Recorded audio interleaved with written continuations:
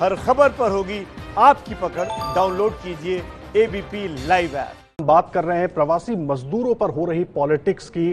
प्रवासी मजदूर जिनकी तस्वीरें आप लगातार टेलीविजन पर देख रहे हैं, एबीपी न्यूज पर भी हम आपको दिखा रहे हैं, अलग अलग राज्यों के अलग अलग शहरों में फंसे हुए हैं, मजबूर हैं, अपने घर लौटना चाहते हैं। बहुत से मजदूर अलग अलग शहरों से हजारों किलोमीटर का सफर तय करने के लिए निकल भी चुके हैं और संकट में हैं। कोरोना के संकट के बाद देश में प्रवासी मजदूरों का यह संकट चुनौती बन गया है। यातायात बंद होने के बावजूद दिहाड़ी मजदूर बड़े शहरों से गांव की ओर लौट रहे हैं। अब राज्य सरकार अपने प्रदेशों के मजदूरों को वापस ला रही है और इस पर राजनीति भी खूब हो रही है।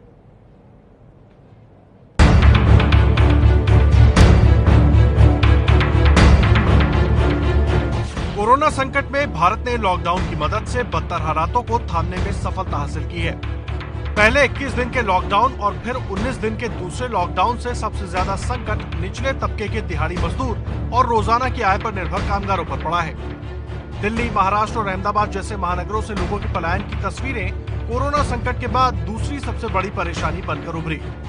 29 मार्च को देश से मन की बात करते हुए पीएम मोदी ने मजदूरों से इस परेशानी के लिए माफी भी मांगी। सभी देशवासियों से क्षमा मांगता हूं और मेरी आत्मा कहती है कि आप मुझे जरूर क्षमा करेंगे। फिर पीएम मोदी ने 14 अप्रैल को दूसरे लॉकडाउन की घोषणा करते हुए भी साफ किया कि समाज के निचले तबके की मदद उनकी प्राथमिकता में सर्वोपरि है। सर्वोच्च प्राथमिकताओं में एक, इनके जीवन में आई मुश्किल को कम करना है। पीएम के आश्वासन और सरकार की मदद के बीच भी पलायन जारी रहा। शहरों से गांव की तरफ पैदल ही कारवां चलता रहा। पलायन की ऐसी दर्दनाक तस्वीरें छत्तीसगढ़ के बीजापुर से भी आई थी, जहां 12 साल की नाबालिग बच्ची तेलंगाना से वापस अपने घर बीजापुर 100 किलोमीटर से ज्यादा की दूरी पैदल तय करके आ रही थी, लेकिन मंजिल से पहले ही जान गंवा बैठी।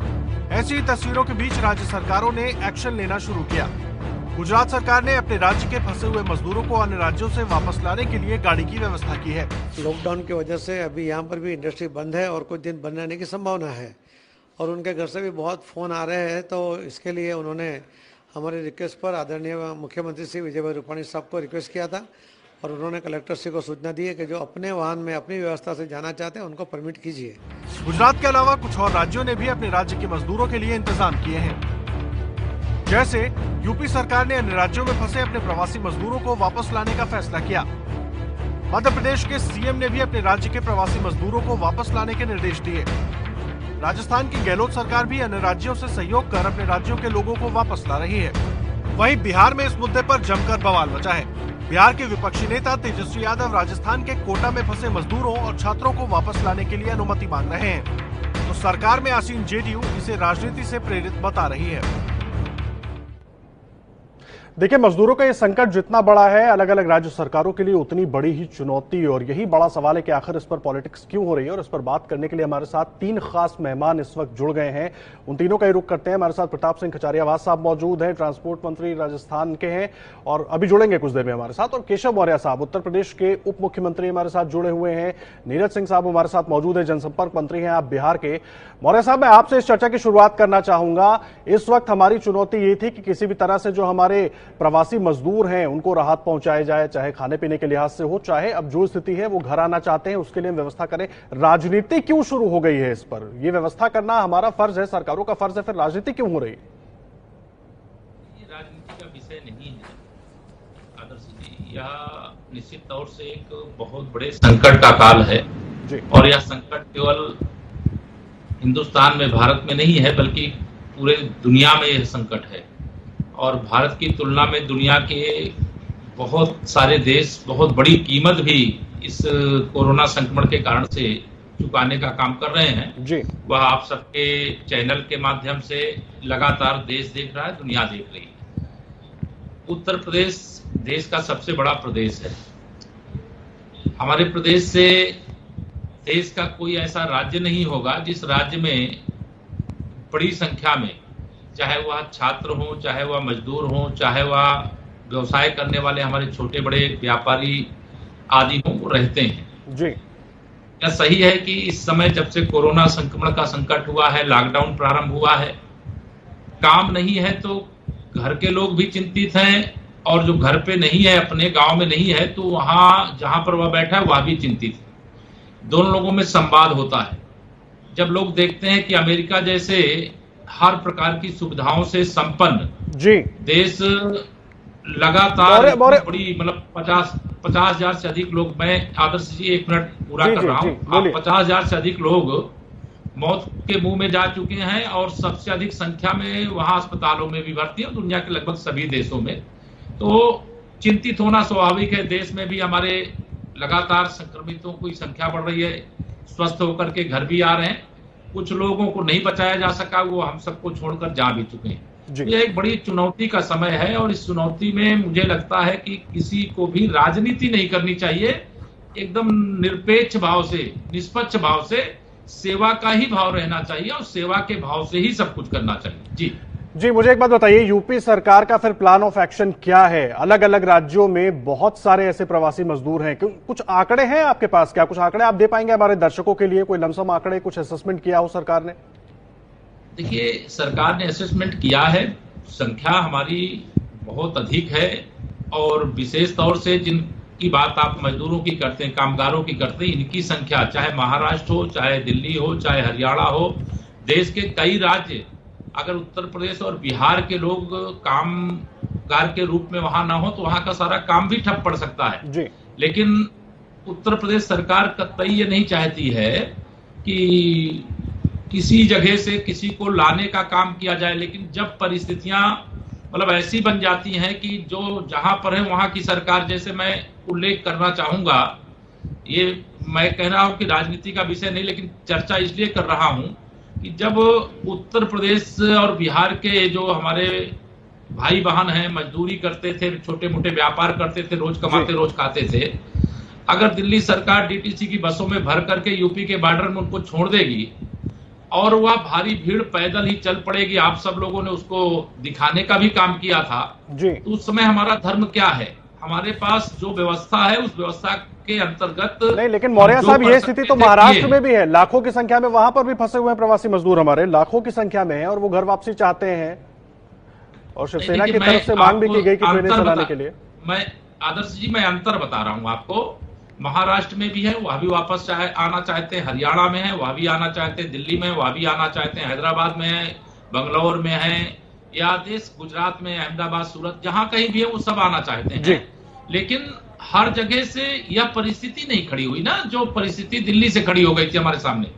हम सबके साथ संवाद बना करके रखे हुए हैं, सभी प्रदेश स्तर के नोडल अफसर लगे हुए हैं, जिलों में नोडल अफसर लगे हुए हैं, डायरेक्ट हमारे माननीय विधायक गण, हमारे सांसद गण, हमारे पार्टी के पदाधिकारी गण, उनके भी संपर्क संबंध सबसे लगातार बातचीत कर रहे हैं और सबके साथ संवाद कायम करके, मैं चूंकि लॉकडाउन चल रहा है इस समय, हमारी सबसे अपील भी है, हमारे आदरणीय प्रधानमंत्री जी ने भी आज मन की बात के माध्यम से भी लोगों से आग्रह ही किया है कि जो जहां है वहां रहें।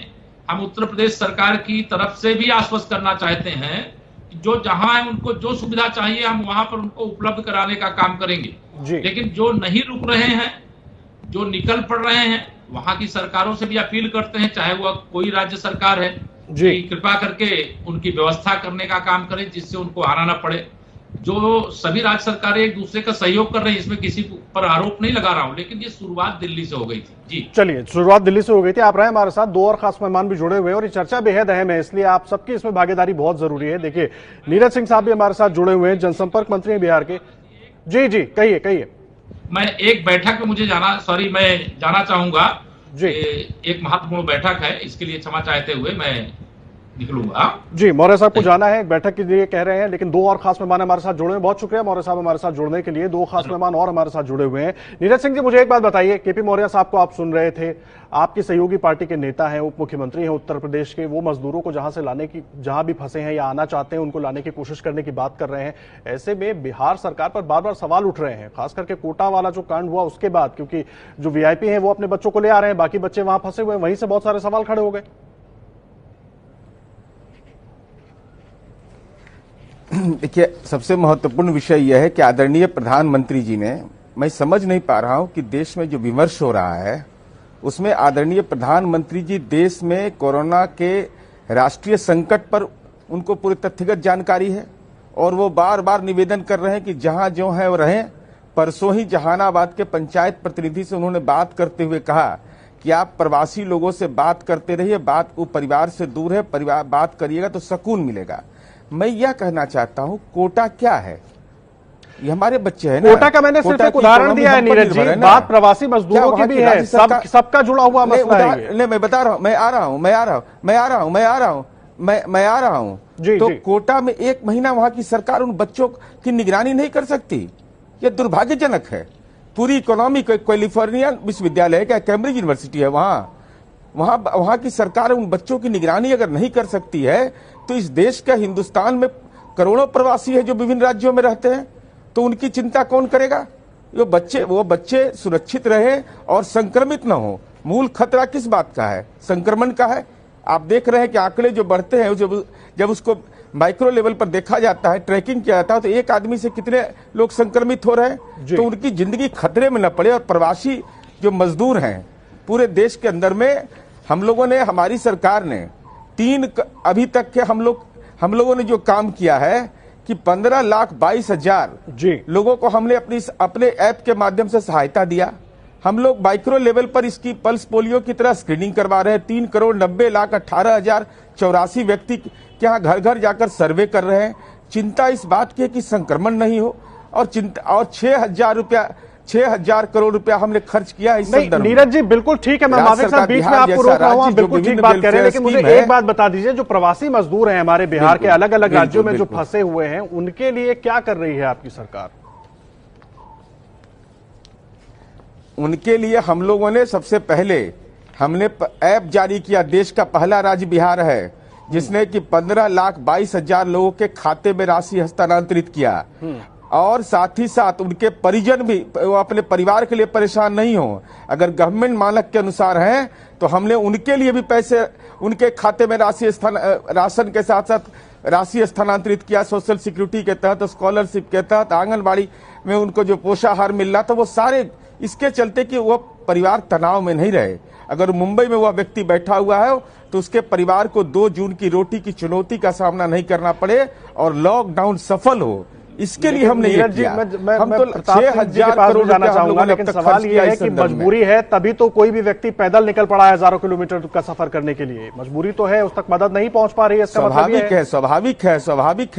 स्वाभाविक हम इससे इनकार नहीं करते, लेकिन राष्ट्रीय स्तर पर तस्वीरें आती भी रही तो विमर्श होना चाहिए ना। ये हम इससे इनकार, कौन नहीं चाहेगा अपने परिवार से मिलने? जब पटना से 50 किलोमीटर लोग नहीं जा रहे हैं इसलिए, और गांव में, बिहार में आप कोई गांव की तस्वीर दिखाइए कि गांव के अंदर में क्या स्थिति है। गांव के लोग इतने कॉन्शियस हैं कि कोई अगर जा रहा है, उनके परिजन भी, तो वही ले जाकर के उनको क्वारंटाइन सेंटर में ले जा रहे हैं कि आइसोलेशन के लिए जा रहे हैं। तो जो जहां है वहां रहें। राज्य सरकार जितना संभव हो गए मदद करेगी, और हम यह भी विनती करेंगे कि जहां जो है आपके लिए काम करें। वहां की कंपनी अगर वेतन नहीं दे रही तो क्या वहां की राज्य सरकार कार्रवाई नहीं कर सकती? क्या उसको ये अधिकार प्राप्त नहीं है लेबर लॉ में? ये कौन सा तरीका है? इसलिए हम निवेदन करेंगे, आप मेहनताना कराते हैं उनसे, वो बोझ उठाते हैं, बोझ नहीं है वे लोग, उनको समझाइए। उनको, उनके परिजन, उनके बच्चे हैं। ये जस्टिस के खिलाफ है कि नहीं? बिल्कुल ठीक कह रहे हैं आप, बिल्कुल ठीक कह रहे हैं आप, बिल्कुल ठीक कह रहे हैं आप। जिम्मेदारी, लेकिन जिम्मेदारी सबकी बनती है यहाँ पर, कलेक्टिव जिम्मेदारी से ही काम हो पाएगा जो स्थिति देश में बनी हुई है। मैं आऊंगा आपके पास। प्रताप सिंह कचरिया साहब भी हमारे साथ जुड़े हुए हैं, परिवहन मंत्री है राजस्थान के। प्रताप सिंह जी, मुझे एक बात बताइए, क्यों प्रवासियों का मुद्दा पूरे देश भर में है, सब जगह पर हर राज्य के लोग हैं, उसके बाद आखिर राजनीति क्यों हो रही है? सबसे पहले मुझे ये बताइए, स्टैंड क्या है आपकी सरकार का? देखिए, एक बात आप मानकर चलिए, प्रवासियों के मुद्दे पर राजनीति नहीं होनी चाहिए। ये संकट का समय, कोई राजनीति हो भी नहीं रही है। लेकिन मेरे मित्र जो मंत्री जी हैं बिहार के, उनको मैं सुन रहा था, और सुनकर जब उन्होंने बात कही, जितना जोश में, गुस्से में वो बोल रहे थे, उन्होंने कहा कि कोटा कोई कैम्ब्रिज नहीं है, कोटा अब राजस्थान की सरकार को व्यवस्था करनी चाहिए, जिम्मेदारी निभानी चाहिए। मैं आपको ये बता दूं कि कोटा की अपनी एक इमेज है पूरे देश में। वहां बिहार से, यूपी से, पूरे देश से, सब जगह से बच्चे आते हैं। सब बच्चों की जिम्मेदारी हमारी है। हिंदुस्तान के किसी भी कोने का बच्चा यहां पर आकर पढ़ता है तो उसको सम्मान भी मिलता है। उसके खाने की, रहने की सब व्यवस्था राजस्थान की सरकार कर रही है। हमारी तरफ से कोई दिक्कत नहीं है। हम किसी बच्चे को नहीं निकाल रहे हैं यहां से। हमने किसी बच्चे को ये नहीं कहा आप यहां से जाइए। तो प्रताप सिंह जी, इसलिए जो बच्चे कहीं हैं, जो भी ये प्रवासी नहीं कहना मजदूर हैं, चाहिए। उनको समझाया आप क्यों नहीं कह जा रहे हैं कि सका है 15 लाख लोगों के खाते में पैसे डाले, या तो 1 करोड़ लोगों के खाते में पैसे डाले हमने 1 करोड़ लोगों के खाते में पैसे डाले जी। आप कह रहे पहला राज्य बिहार है, तो राजस्थान तो पहला राज्य वो जो सबको लेकर चलता है। यूपी के, बिहार के, हिंदुस्तान के किसी भी कोने के बच्चे हैं, वो हमारे परिवार के सदस्य हैं। मुझे अपनी सरकार का स्टैंड बता दीजिए इस मुद्दे पर जल्दी से, प्रताप सिंह जी। और उन्होंने जब यूपी सरकार, आप पहले मेरी पूरी बात सुन लेंगे तो मैं आपको स्टैंड भी बता दूंगा। आपको इतनी जल्दी हो रही है नहीं, क्योंकि मैं सिर्फ कोटा की बात नहीं करना चाह रहा हूं, मैं पूरा ये, क्योंकि प्रवासी मजदूर जो हैं देश भर में हैं, वो चाहे राजस्थान के भी लोग हो सकते हैं, वो बिहार के भी लोग हो सकते हैं। बोलिए। बिल्कुल ठीक कह रहे हैं, मैं उसी पर आ रहा हूं जो आप कह रहे हैं। मेरे दिमाग में सारी बात है, आप क्या कहना चाहते हैं। राजस्थान के लोग पूरे देश में, राजस्थान के लोग भी जाते हैं, बिहार के लोग भी जाते हैं, यूपी बिहार के लोग भी होते हैं। ये कोई कंट्रोवर्सी का मुद्दा नहीं है, ये लड़ाई झगड़े का मुद्दा नहीं है जी। बेवजह हम लड़ते रहे इस इशू पे। आपको पता है बीच में दिल्ली से और सब जगह से प्रवासी मजदूर जितने थे वो पैदल चल रहे थे, लेकिन जब वो राजस्थान में आए तो राजस्थान की पहली सरकार थी जिसने हजारों बसें लगा दी। हमने फ्री ऑफ कॉस्ट उनको लेकर गए। तब यूपी की सरकार ने बॉर्डर बंद कर दिया कि हम इनको पार नहीं लेकर जाएंगे, क्योंकि वो हमारे यहां से पैदल गुजर रहे थे। आज भी बिहार के जो बच्चे हैं उनको हम नहीं निकाल रहे हैं। यूपी की सरकार ने बसें लगाकर अपने बच्चे ले गई। अब बच्चों में पैनिक हो गया कि हम जाएंगे जी। अब बिहार की सरकार बच्चों के दबाव में तैयार हुई है अपने बच्चों को लेने के लिए। अब तक बिहार की सरकार मना कर रही थी जी। हमसे जो मदद होगी वो पूरी मदद करेंगे। बिल्कुल कोई दिक्कत बिल्कुल ठीक कह रहे हैं आप, बिल्कुल ठीक कह रहे हैं प्रताप सिंह जी। और देखिए, मुद्दा बहुत महत्वपूर्ण है और दोनों खास मेहमान हमारे साथ जुड़े हुए हैं। प्रताप सिंह जी, मुझे एक बात बताइए, आखिर बहुत कुछ कर रहे हैं आप लोग और जरूरी भी है, तमाम सरकारें कर रही हैं, लेकिन वो पूरा नहीं हो रहा है, तभी प्रवासी मजदूर सड़क पे है। क्या करेंगे आगे? देखिए, एक बात आप मानकर चलिए, जब बिहार के बच्चों ने कोटा में धरना दिया बिहार सरकार के खिलाफ, तब बिहार सरकार को सुध आई, उन्होंने परमिट किया। नहीं तो वो कह रहे थे कि हम घुसने ही नहीं देंगे जी, आपके बच्चे हैं। और वो हमने उनको नहीं कहा, हमने कहा आप हमारे बच्चे हो, आप रहो। लेकिन वो नाराज होकर वो धरना देकर बैठ गए कोटा में। मैं सबके लिए, सबकी बात कर रहा हूं, बहुत छोटा सा जवाब दे दीजिए, मुझे समय कम है। प्रवासी मजदूरों के लिए भी, बच्चों के लिए भी, सबके लिए क्या करेंगे आगे? हो रहा है पूरे देश में प्रवासी मजदूरों के लिए केंद्र सरकार को आगे बढ़कर नीति बनानी चाहिए और उनको अपने घरों तक पहुंचाने के लिए सब सरकारों से बात करके एक साथ अपने घरों पर भेजना चाहिए। प्रताप सिंह जी, बहुत कम समय। नीरज जी, एक छोटी सी प्रतिक्रिया मुझे दे दीजिए, स्टैंड क्या है? बहुत छोटी सी प्रतिक्रिया। नहीं, सबसे पहले तो मैं उनको बताना चाहता हूं माननीय मंत्री जी को, जी माफी के साथ इतना समय नहीं है, पहले भी बच्चे आए, हमारे बच्चे थे बिहार नहीं, पूरी झारखंड, नहीं रुकिए एक मिनट, झारखंड के बच्चे थे, हमने उनकी स्क्रीनिंग की और उनको घर तक पहुंचाए, उसमें कहीं कोई दिक्कत नहीं है। लेकिन आप अपनी नैतिक जिम्मेवारी से मुकर गए, इसके लिए जरूर दुख हमको है कि आप हमारे बिहार के बच्चों का संसाधन का इस्तेमाल करते हैं, हमारे बच्चे की सेवा नहीं करते थे। जिम्मेदारी आपने छोड़ दी। बिहार सरकार पहली सरकार ने जिसने ये कहा कि हम हमारे बच्चों को नहीं लेंगे। आपके मुख्यमंत्री नीतीश कुमार जी कह रहे हैं, देखिए यही बात हम करने की कोशिश कर रहे थे कि आखिर तमाम राज्य सरकारें जो है एकमत क्यों नहीं हो पा रही हैं। दोनों ही नेता को आप सुन रहे थे, कोशिश यही है इस मुद्दे पर कि सभी दल, सभी राज्य सरकारें एकमत हो, तभी शायद ये जो बड़ा संकट प्रवासी मजदूरों के साथ है वो दूर हो सके।